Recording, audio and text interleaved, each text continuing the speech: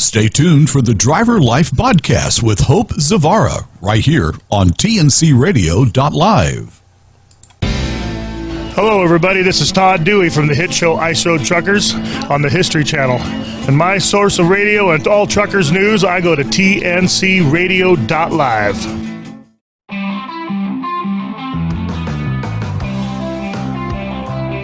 Hello, and welcome. Woo, I'm excited. Are you excited? You might not know what you're excited for, but you're going to be, I assure you. I'm Hope Zavara, and I'm the host of the Driver Life BODcast on tncradio.live. Here we discuss the physical side of your health, from your feet to the foods you eat, from cellular health to how your cell phone affects your health, from how you move to improving your sleep. We cover it all here on the Driver Life BODcast.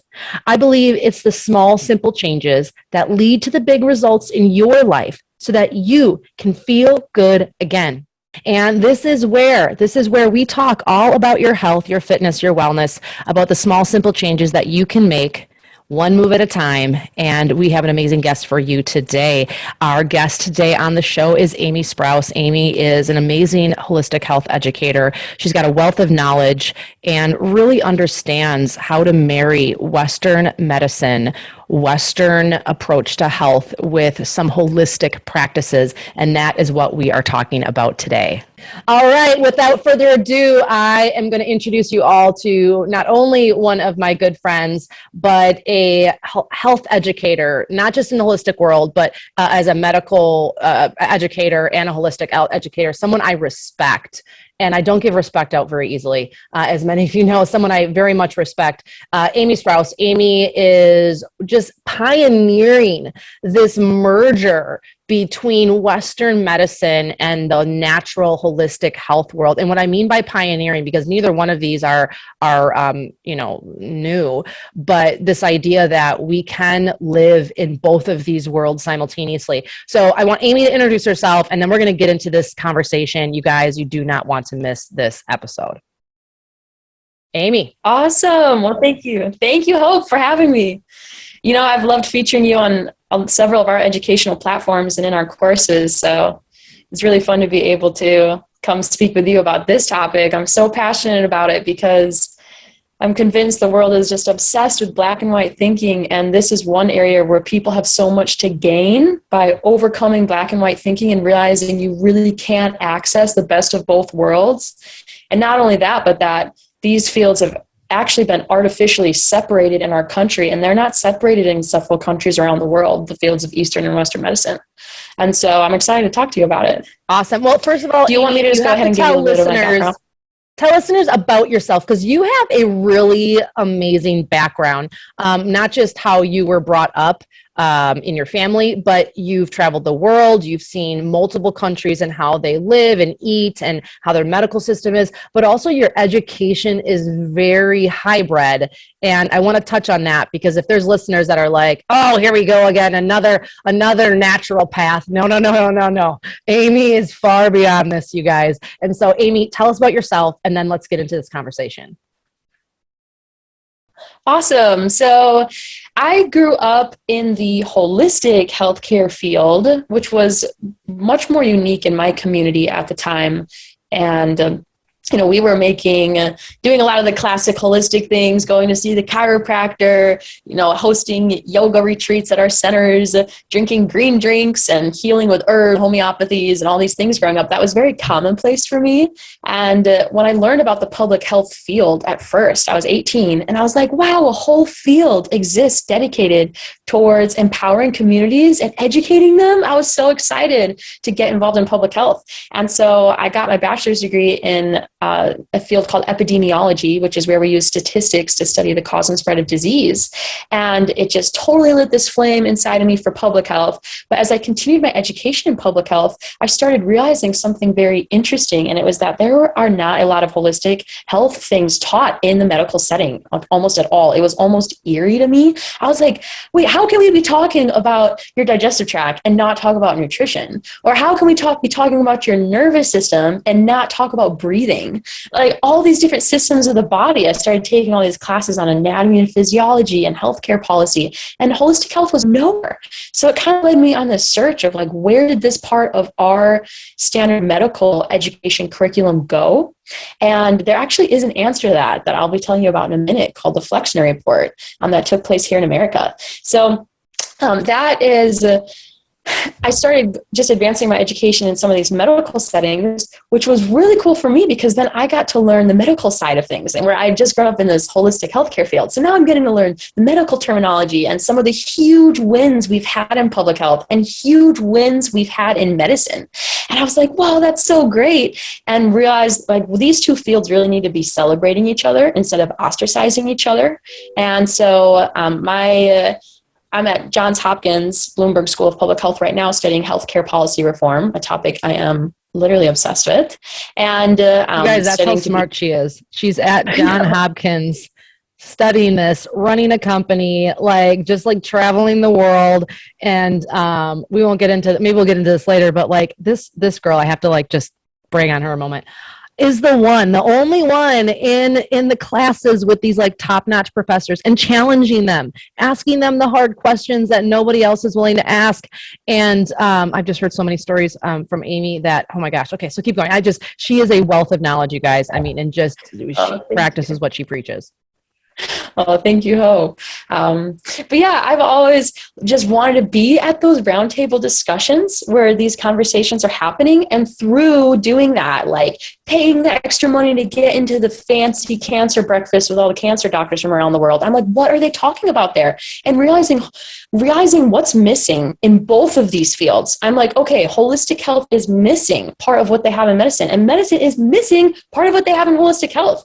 And so that's what led me down this rabbit hole of trying to figure out what happened here in America and in several parts of the world that separated these two fields that were never meant to be separated. So do you mind if I give the background on that real quick, Hope? Yeah, and before you do, I just want to say one thing. So if you haven't figured out yet, Amy and I are talking about Western medicine meeting the natural health world, and how these two can play in the same sandbox. And for the last several decades, at least in America, because we're mainly here listening in America, we've had this like segregation happening, this like separateness, and where people had to choose a side, right, Amy? Like you had to either be in the natural health world or you had to be in the Western medicine. And like, you can't sit at my table if like you don't take medications, and you can't sit at my table if you take medications, and like I never go to the doctor, or I always go to the doctor. And I respect you, because what you're saying is we not only can have both, but essentially, do I dare even say, we need both. And so Amy, talk to us about what happened. How do we get to this place, and how do we dig ourselves out? Yes, thank you. So this is the golden question. So back in the day, medical school curriculum used to comprise, in many schools, 50-50. Some schools that proportion was a little bit different, maybe 75-25, but they would be comprised of both holistic modalities of healing as well as pharmacology. And so holistic modalities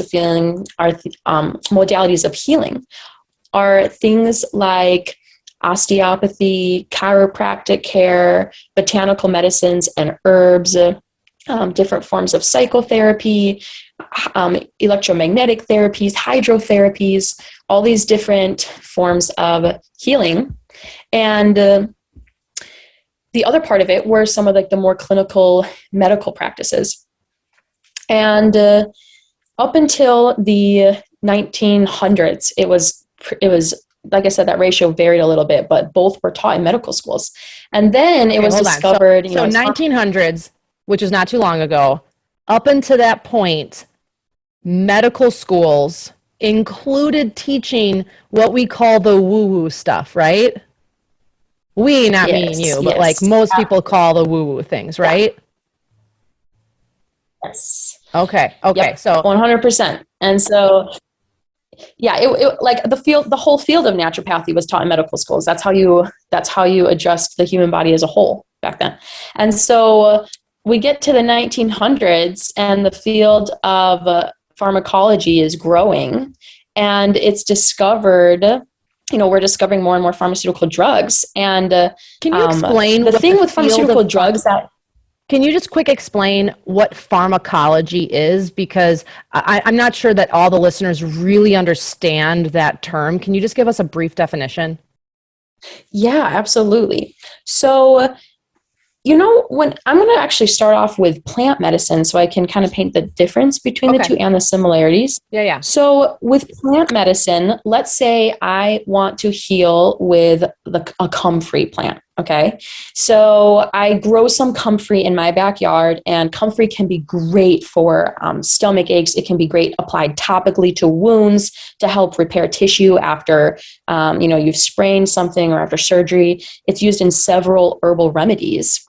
And let's say I'm growing comfrey in my backyard. I'm in Florida right now, but I was just in Las Vegas a few days ago. So my comfrey plant in Florida is going to have different chemical compounds and different quantities of those chemical compounds compared to a comfrey plant in Las Vegas, which is going to have a different proportion of compounds compared to a comfrey plant in Finland. And so that has to deal with the soil, what nutrients are in the soil. It has to deal with the other plants around that comfrey plant and the bacteria and the minerals of the different plants around it. It even has to deal with the attitude of the grower, they've discovered. And so the one downside of plant medicine can actually be that you have plants that might have different levels of potency. And so when they discovered you can take some of those healing modalities out of plants and recreate them in a petroleum base, so it has a consistent amount of that healing component. 10 milligrams of this, 10 milligrams of this. Each pill is exactly 10 milligrams. That's where pharmaceutical drugs were born, is they wanted to take these healing modalities out of plants and fungus and anything else that occurred in nature and standardize it so that when you take one pill, you're getting 10 or 25 or 50 milligrams of that substance, which is something you don't always get in plant medicine. And that's why you'll notice as supplement companies grow in the natural field, they'll say pharmaceutical grade. What does that mean? It means that they go through lab testing so that there's consistent potencies, consistent levels of these, healing agents in each batch you get. It's not going to be like at 100% one batch and then 50% the next batch, depending on where they got their comfrey root that day. It's not going to be. Does that make sense so far? Yeah, it's not going to be like in January 2019, they got a batch from Florida, and then in January 2020, they got a batch from Las Vegas, and therefore the comfrey, the applying that to your wound or using it for cramps or whatever, isn't as effective. And then, people say, oh, well, that didn't work. Like it's not working, but really it's just where those plants are grown. It's no different than food with nutrition, right? Like if your soils are depleted, then those foods are not going to have as much nutrition, and it's not the plant's fault necessarily, it's the soils. I love this. I'm totally making sense. Pharmaceutical grade is a standard where we're meeting a certain expectation and we're getting a quality control, which I can respect and appreciate. Yes, absolutely. I know you carry products as well. And so I know when I use, my Stiff Mother Trucker cream, I like to know that there's X amount of, these agents in it that are going to help out my back. So that's where the clinical labs come in.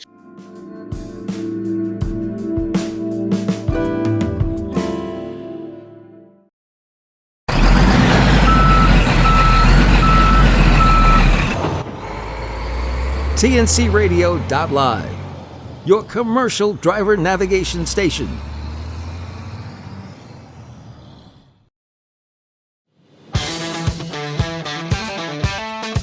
I'm Shelley Johnson with Kathy Tuccaro. You can hear us Tuesdays on TNCradio.live at 8 p.m. Eastern on Women Road Warriors. And don't miss Steve Summers' Overnight Drive right here on TNCradio.live, weeknights midnight to 5 a.m. Eastern. Brought to you by Hot Shot Secret.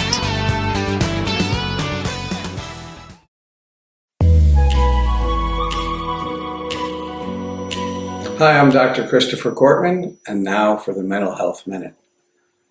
My third grade teacher, Mrs. Tuminello, used to say, "A word to the wise," and we would all have to say in unison, "is sufficient." Well, I have learned after 35 plus years of therapy, a word to the wise isn't always sufficient. In fact, sometimes we need to be encouraged. We need to be reminded. We need to get a second DUI. We need to have somebody walk out on us. We need our physician to say, if you don't stop smoking next year, I'll be here for the physical, but you won't. Sometimes we need to have things repeated over and over until we finally get it. And sometimes it takes many words to the wise to be sufficient. And Mrs. Tuminello, God bless you wherever you might be at this time.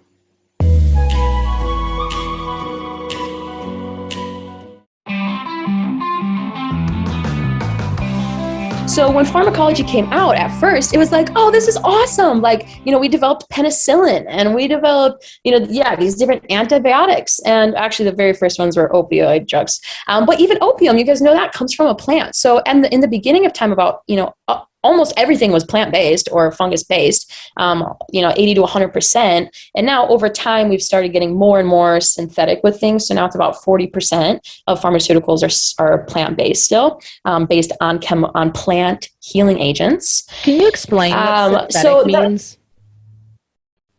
So they just come... And it's not even synthetic. It's that like the whole concept of the drug is like curated in a lab. It's not based on a plant medicine. So I'm glad you asked that, because this is really where I like to distinguish in pharmacology. And when we're talking about pharmaceutical drugs versus natural medicines, is that we cannot group all pharmaceutical drugs together. And we actually have pharmacists on our staff here at Holistic Health Educators who are like, I completely recommend 15% of pharmaceutical drugs out there. It's like they can work with your body. They can help your body remember how to create these chemical reactions in your body. And it's like, and then the other ones are actually just a quick fix, Band-Aid, going to prevent you from actually healing in the long run. So the first thing I would like anyone listening to this to get to realize in their head is that even within the pharmaceutical drug field, it's not all or nothing. Just like within the naturopathic field, it's not all or nothing. You're going to find things that work for you and things that don't. And so some of these drugs in the pharmaceutical industry are very potent, or these are agents that do not exist in nature, and they're getting your body to do things that have much more drastic side effects than potentially were originally anticipated. I'm going to get into a couple specific examples of that, Hope, right after I wrap up this history part, because it's just and really I appreciate this history part, because I feel like this is also where things get lost in translation in any area of life, where we get a tiny little dose of information, usually on a Facebook reel or an Instagram post, and we think, wow, now I believe that to be true. And so much of what we read in today's world is trying to get you to take a black or white stance. Like you either like this or hate this. You either agree with this or you disagree with this. And I think the world is made up of a lot of gray. And I used to be that person that was like, Western medicine is bad. And I recognize now, as I get older, I'd hope to say wiser maybe, that I think that there's a time and a place for everything. And I'm so happy that you're explaining this in really easy to follow, terms, because knowledge is power, right? Even when we look at things like religion, people are afraid of things they don't understand and don't know, right? And so I think the same is true in our health. We're afraid of things that we don't understand and we don't know. And so keep going, Amy, because this is so good. I'm learning too. Yeah. Cool. Awesome. Yeah. And this history part is just absolutely golden. So pharmaceutical drugs start to be invented. Super cool. We can standardize it. This is great. Then all of a sudden, so you know how I mentioned they were petroleum based, right? So, and what is petroleum? Can you explain to people, what does that mean? 97% of our so petroleum, just an oil derivative. Okay. And so you can actually, and so it's just an oil derivative. About 97% of current pharmaceutical drugs are petroleum based. So you're getting a little bit of petroleum in there. They're like, okay, this is a tolerable dosage for your body. It just works as a great base to house these compounds in them. And so interestingly enough, the two largest investors in the petroleum industry, Rockefeller and Carnegie, got a lot more involved in healthcare policy reform after these discoveries were made. You might recognize that name, listeners. Rockefeller. I recognize that name. Yep. So this is where things start to get a little more foggy. So what happens is, like, the Carnegie Foundation steps in. Rockefeller provides all this funding to participate in healthcare reform. And they hire this man named Abraham Flexner, who was an educator, to go around and conduct an assessment of all the medical schools in America and generate a report of suggestions for how we can improve medical education in the United States. Now, he goes around, visits 166 medical schools, and writes this long report called, the U.S. medical education in the United States and Canada. And the report had some great suggestions in it. It was like, hey, we need to increase the standards by which standardize by which our doctors are graduating. So it's not all like one doctor has this like amazing in-depth education of anatomy and physiology, and this other person like barely talked about it in a semester or two. So he was like, hey, let's increase the standards so all of our doctors, people know when they're going to see a doctor, they have, X amount of understanding of the human body. And let's make it like, let's get them working together more. Let's get some of these schools consolidated so they can, share their resources and their staff and their funding. So this report had some great suggestions about how to improve medical education in the United States. However, it had some devastating clauses in there as well. Some of them were very sexist, some of them were very racist, and the one that I'm talking about right now is the impact it had on naturopathic care. So this report literally said, in order to be accredited and funded, you have to remove 100% of naturopathic therapies so you can focus on the clinical development of modern medicine, which is pharmaceutical drugs. And it said that you had to remove those naturopathic therapies because they were in direct competition to the advancement of modern medicine. And you think about it, if you're running a clinical trial and you have some widely accessible, widely affordable therapies going up to bat against a pharmaceutical drug that's going to cost, at that time, hundreds of thousands of dollars to develop, today, millions or billions of dollars to develop, which one of those two is going to get more attention by people? The widely accessible, unpatentable, affordable ones, or the ones that are highly patentable, highly profitable? And so this report literally said you need to remove naturopathy, osteopathy, chiropractic care, several of the botanical medicine treatments, hydrotherapy, electrotherapy, a lot of these psychotherapies. Some of these therapies were probably good, they were removed, but by and large, homeopathy, it just wide sweep it stripped them all out of medical school curriculum. And we went from at the time, there are actually over 200 medical schools. We went down to 31 medical schools. And the only ones who stayed open were those who committed to hyper-focusing on the clinical development of pharmaceutical drugs and surgeries. And so that's how we got our American model. And it wasn't always like this. And this is what I try to tell people is like, people are like, oh, if natural medicine worked, we would hear about it in our doctor's office. I'm like, yeah, as long as your country didn't have a policy saying you literally couldn't teach it in medical school. They do learn about this stuff in Europe and in parts of Taiwan and in China and in Southeast Asia. They have these medical programs that are very integrative. I've been to the hospitals in Taiwan. They have chiropractors and massage therapists in their hospitals, on their surgical floors. They have Chinese medicine in their pharmacies. Their level of basic knowledge among the people of health is so much higher. People know how to move their body and do Tai Chi and do yoga and take probiotics and drink water. It's just completely different there because they didn't have this policy that completely separated these two fields. Are you following me so far, Hope? It's part of their common language. It's not black and white in those countries. It's not you have to choose.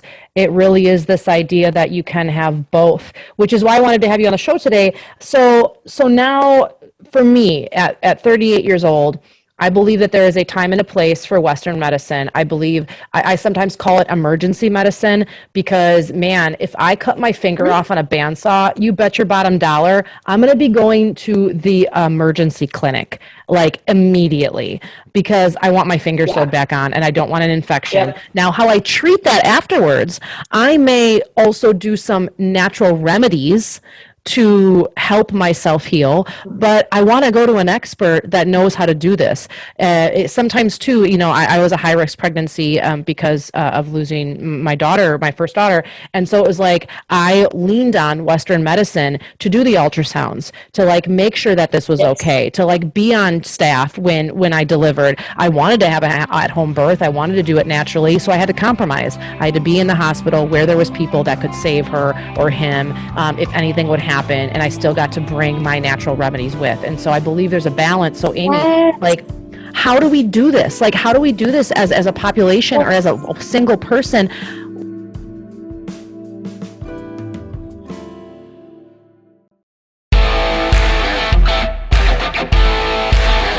Join Tom Kelly and the rest of the team each day on the Morning Grind. Then stay tuned for an encore presentation of last night's Landline Now. Weekdays on tncradio.live.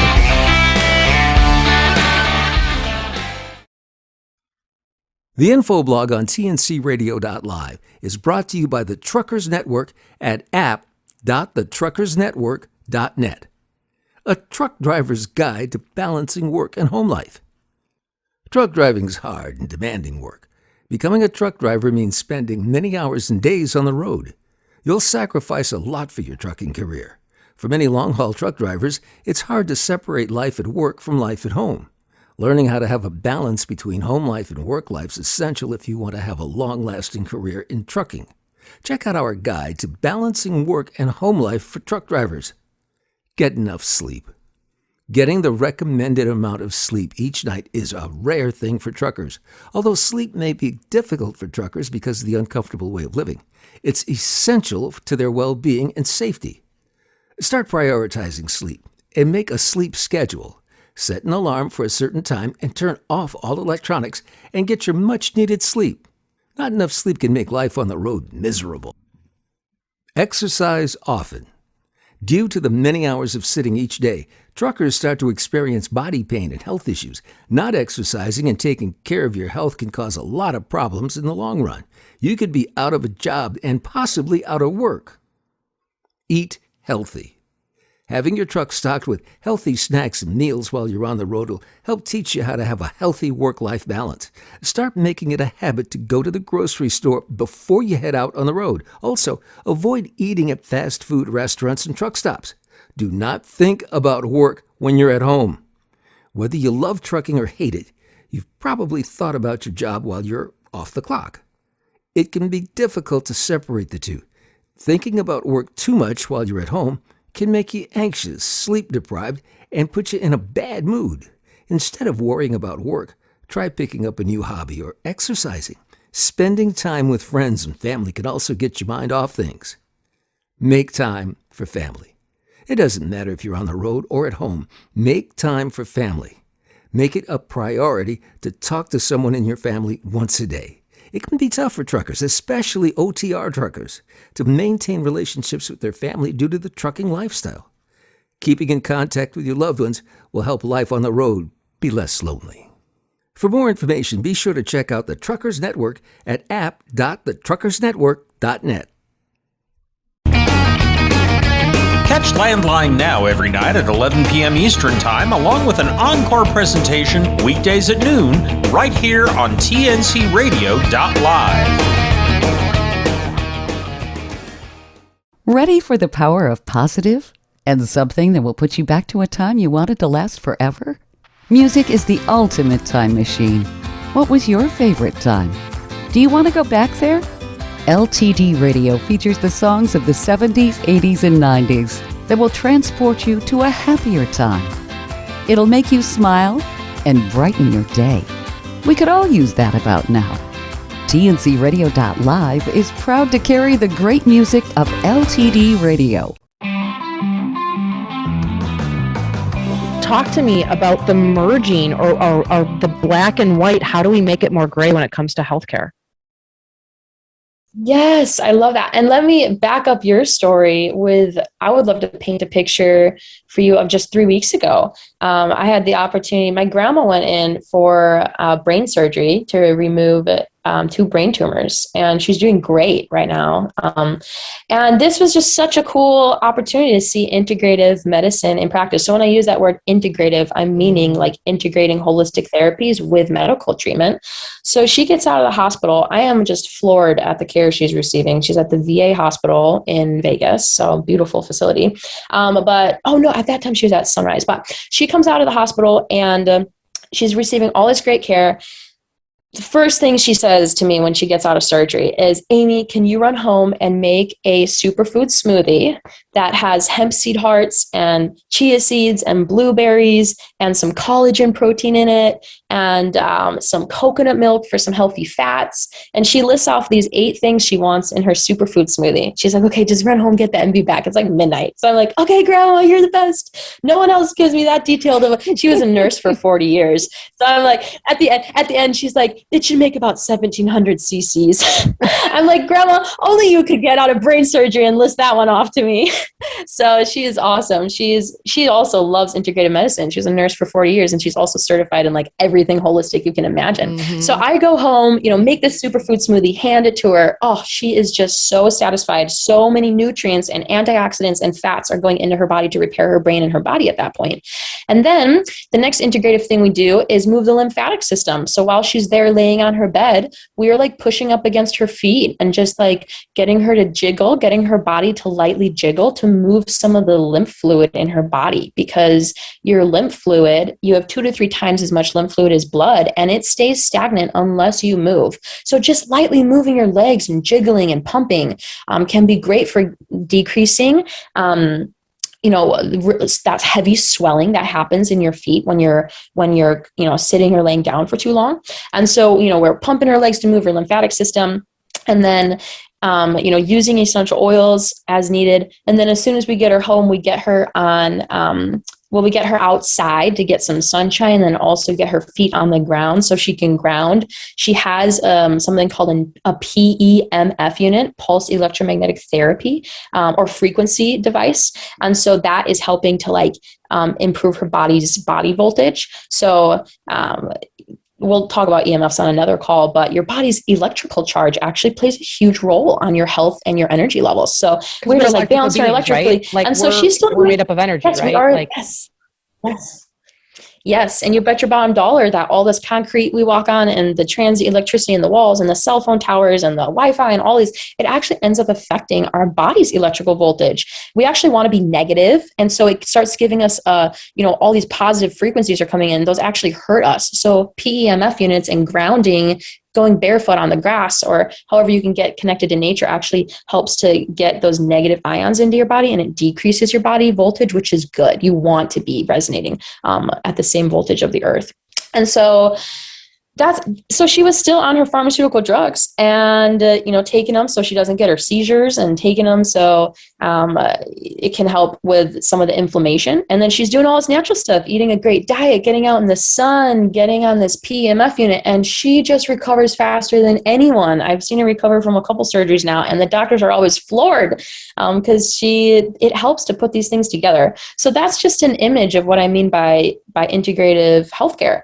And one thing, Hope, if you don't mind me just talking about pharmaceuticals for another minute, is just understanding that when a lot of these pharmaceutical drugs are being designed, several of them are actually meant to be short-term interventions to help stabilize patients.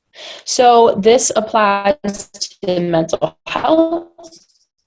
This applies to several drugs that are naturally inhibiting on, so they can get on their feet and be able to heal. Amy, I guess what for listeners here, as we wrap up, what is something like, how can we empower listeners?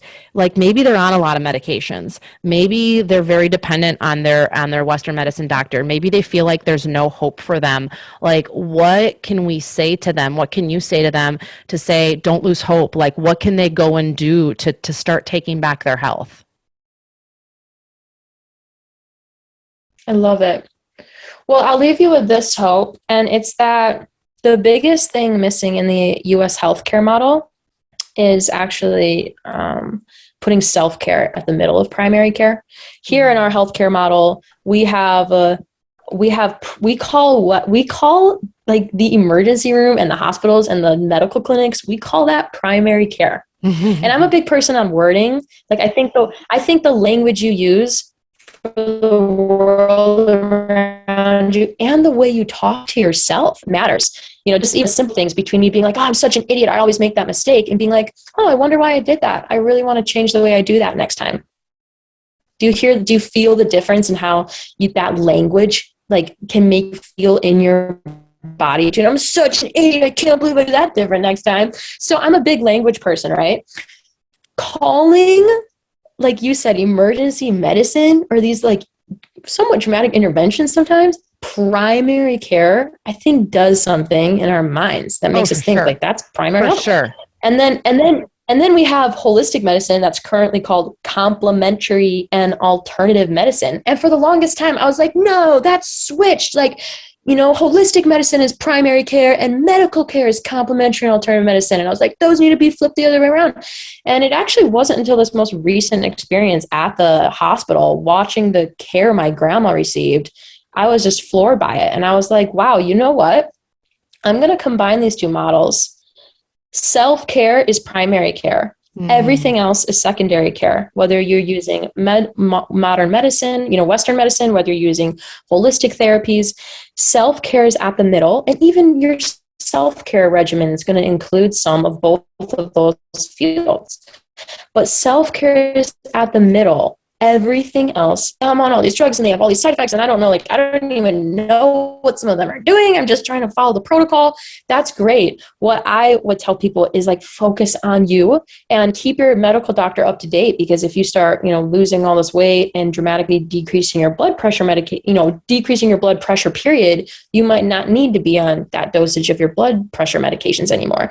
But just focus on doing you. Like, don't worry about your medicine right now. Worry about, are you going for walks when you get out, you know, to fill up for gas? Are you like doing your stretches in the morning or before you go to bed at night? Are you choosing to get some water, instead of just beverages? Are you carrying apples in your media, turning off the news? And so, yeah, it's just like, focus on doing you. Focus on doing you and improving yourself from the inside out, because that has to be the foundation of your model of healthcare. The goal can't, if you're still focusing on the medicine, that's still looking outside of yourself. So just focus on taking care of home base, focus on taking care of number one. And as your health improves from the inside out, you'll start to realize when certain medications are no longer serving you. And you can work with your primary care physician on that. You can work with under the supervision of other, healthcare workers or alternative healthcare workers for that. You have a lot of options there, but that would be my little ray of hope on this conversation topic. I love that. I love that. This idea of self-care, and remember, you need to be your own advocate and speak up for yourself. And if someone is not supporting you in this journey, they are not someone you should be seeking care with. I don't care who it is. I don't care if it's a nutritionist, a dietitian, a chiropractor, a medical care provider, a nurse, whatever it is. If they are not supporting you in the fact that you want to go to yoga or you want to seek a chiropractor or you want to learn to meditate, and they're not supporting you in that, they are not a healthcare provider. That is not somebody that cares about health. I don't care who you are. I don't care who disagrees with me. I will go head to head with you on this. People that care about somebody's health care about the whole person, not just one modality of delivering health. And I just want to, put that out there. And Amy, I so appreciate your time with us this morning. I have one final thought here before we let you go. And you said something about languaging, and it made me think about when I was in Europe. This was many years ago. And for the first time, I looked over like across the way. I had some garbage in my hand, and I was like taken back because instead of it saying like trash can or garbage, the naming on the barrel was landfill. And it really struck me because it totally made me feel different about the trash in my hand when it said landfill. And then it had this picture of like a heaping mound of garbage instead of like a cup going into a container. And then I started, years later, I started seeing these happen a little bit in the United States where I see landfill containers versus trash cans or garbage cans. Yeah. And so language is so important because it does make you feel a certain thing and have a perspective on something. And so I was really conscious about trash ever more than before, because I was like, this is going into a landfill. This isn't going into some special little container, never to be seen again and never to make an impact on the earth. Like, I need to pay a little bit better attention. And so imagine if we had things labeled as they are. Imagine if you started languaging things different. It's like calling the person that raised you your mom, even though they didn't birth you. They're your mom. They care for you. And so that label of their mom gives you a totally different experience than calling them caregiver. Hey, caregiver. Hey, caregiver over there. You've cared for me for 17 years. You're a caregiver, right? But no, when you call them mom, it has a totally different feel. And so I love, Amy, everything you brought to the table. Thank you so much for sharing this with us. I have one final thought for you. Someone wants to learn more about the Flexner report. How do we even find that? Yeah, there is a lot more coming out about it now. We have some information on our website at holistichealtheducators.com. And so you can read more about it there. You can also, read more about the report on Wikipedia. I'm really slow to trust Wikipedia sometimes because they're still stuck in the Stone Ages with the way they report on several holistic therapies. And what I mean stuck in the Stone Ages is that it usually takes, anywhere up to 40 years for the medical field to validate scientifically valid therapies in holistic healthcare. So whenever something's like, it's not scientifically proven, like, don't hold your breath. It's going to be another few years before the science before their clinical studies catch up to the science we already have. So anyway, I don't always trust Wikipedia, but they actually do have a pretty good publication on the Flexner report and the impacts that had on complementary and alternative medicine. So there's several articles, especially if you look up like the AMA, the American Medical Association, and Rockefeller and the pharmaceutical regime. Just look that up and you'll be like, oh wow, these people there is definitely some people in cahoots here. So yeah, those would be the key words to look up. Awesome. And then Amy, where can we find more about you? Where can we follow you in your journey or just, come alongside you in this? Like, what's the best place for people to get a hold of you? I would get on our newsletters or follow us on social media. So our organization is called Holistic Health Educators, and we're an online school that teaches the science of natural healing. And you can look us up by just typing in the URL www.holistichealtheducators.com or finding us on social media with that same handle. And then, just follow us around. My mom actually travels around in an RV. She travels the country interviewing doctors and practitioners on simple things we can do for our health and finding solutions, long-term solutions to really complicated health issues. So she's also on the road with all of you guys. So you should honk if you ever see her RV. It says, "We love your guts" on the side of it. And it says, "Love yourself," CLLF, like your cells. Anyway, it's got all these organs and glands and chromosomes wrapped around it. It's a big blue RV. So oh my gosh, look out for awesome. Zuzu on wheels. That's awesome. Well, Amy, thank you so much. That's holistichealtheducators.com, holistichealtheducators.com. You do not need to become a practitioner to learn from them. You can be an everyday person just like me that wants to learn more and educate yourself when it comes to your own health. Amy, thank you so much for being on the show today. I so appreciate your knowledge, your energy, and just your commitment to healthcare policy and everyday people out there wanting to learn more and be a bigger role in their own health. It's people like you that are willing to stand up against, sometimes organizations or people that maybe aren't thinking this way and saying, hey, there might be a better way. There might be a way to collaborate. And I know that is not a small task. And so just thank you so much for all the work that you do and all that you do for all the people out there. And so if again, holistic health educators, go check out Amy and her entire crew over there if you want to learn more about health. We'll be back in just a few minutes. Thank you guys. All right, we're back, and wasn't Amy amazing? And again, you can find her over at Holistic Health Educators. She is a wealth of knowledge, and she had said a couple of things here during our conversation together that I just want to recap before we end the show here today. And she talked about that you need to do the work, that a part of living our best life, having the best health, physically, mentally, emotionally, there is going to be the W involved. There is work involved. And somewhere along the lines, we have, many of us, I'm not going to say everybody because that would be wrong. We've developed this approach to health, to life, to happiness that, if it's work, it's not worth it. Or it's too hard. But I think anything worth having takes effort. But that's part of what keeps us doing it, right? Because after you get over the really hard stuff, and Amy talked about that, how over time we're growing new nerve tissue, and all these things are happening to our body when we work them, like doing bicep curls or squats or something like that. Those muscles hurt in the beginning because we're not used to it, and then those muscles grow, right? And I think the same is true just in health in general. If you haven't been doing something as of recent, it's going to be hard at first. But what if we stop changing the language around it's hard and start changing the language to this is what I need, or this is the exact feeling I'm supposed to have, or this is exactly how it's supposed to be, or this feels good.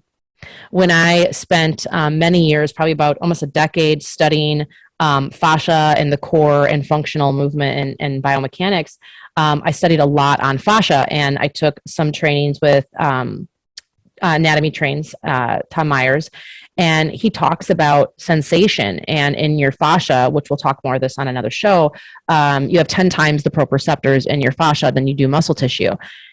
And so when you stretch, when you move your body, it hurts at first, but all of those nerve endings, those proprioceptors turn on, and it's like electrical currents going back to your brain, and they're like like a big soundboard lighting up, and our body and our brain are reconnecting again. And it is like overload at first. It's like, whoa, but then the more you do it, the more your brain and your body are like, oh, this feels so good because now I'm turned on. Now I'm active. Now I'm present. Now I'm feeling things. And I believe the same is true in many of your lives. Maybe you just need to turn back on the electrical board. Maybe it's time that you turn up the dial and do the work. Like, show up. Amy talked about self-care as being primary care. And I can only speak for myself in my own life, but I believe I'm where I am in my own health, and I'm still on that journey in a couple areas. But I believe I am where I am because I decided self-care was primary care. I decided that I had to be the biggest advocate for my health because no one was going to help me get better. No one was going to put the right food in my mouth. No one was going to help me or stretch for me. No one was going to make me show up to my doctor's appointments. No one was going to do anything. No one makes us do anything, you guys. We decide, we choose. And so what is your self-care score? What's your primary care score currently? What's your self-care health score on a scale of 1 to 10? 1 being horrible and 10 being amazing, awesome, best ever. What would you give yourself in the self-care category? And remember, self-care means primary care. Now, that self-care, that primary care can include seeing your medical provider, your medical care provider. That can include seeing the chiropractor. That can include having a nutritionist. That can include Mother Trucker Yoga Lifestyle Jumpstart platform. That can include eating fruits, drinking water, going for a walk, meditating, turning off your electronics 15 minutes before you go to bed, trying to get 6 to 8 hours of sleep. All of those things are primary care. All of those things are self-care. All of those things are health care. And so how would you grade yourself on a scale of 1 to 10? Based on that grade you give yourself, where do you go from here? What's the next right step? Not the next 20 steps, the next right step. So that you can start to feel your best. Amy talked about joy and happiness. That is not a dose. That is not found in a pill. I don't care any kind of pill, supplement, vitamin, I don't care what you want to call it. That is something we find from within. And we receive joy, we feel joy, we experience joy based on the level of self-care. Based on the level of primary care we give ourselves. We give ourselves. And so what is that going to be for you? What does that look like? How is that going to be mapped out? What are you going to do today, tomorrow, and in the future? I believe it's the small, simple changes that lead to the big results in your life so that you can feel good again. What's that small change for you today? What are you going to do? What are you going to commit to? No more lies, no more stories, no more poor me attitude. What are you going to do today? Because you have a choice. You have a choice. I hope you make the right one. Thank you guys so much for tuning in to the Driver Life BODcast. And I hope to see you guys again on the show next week. Thank you again. This is Hope Zavara here on TNC Radio. I will see you guys soon. Remember, it's the small, simple changes that lead to the big results in your life so that you can feel good again.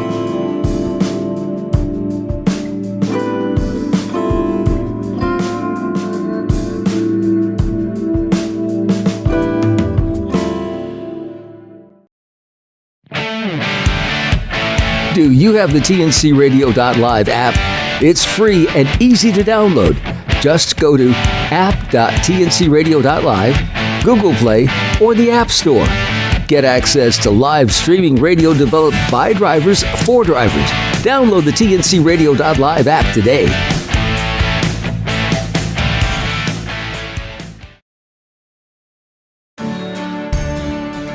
Don't forget, you can hear all of our TNC Radio primetime shows again on our podcasts.